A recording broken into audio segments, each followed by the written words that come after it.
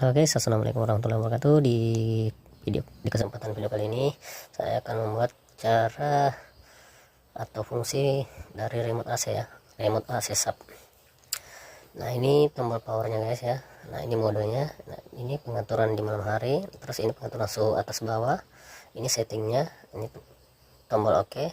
Lalu ini tombol timer ya, timer waktu hidup atau mati. Lalu ini pengaturan kipas dan isi swing, dan tombol ini tombol favorit. Nah, ini tombol turbonya supaya cepat dingin, dan ini tombol LED yang ada di sana di unitnya, kalau mau dimatikan bisa. Dan ini clean, pembersih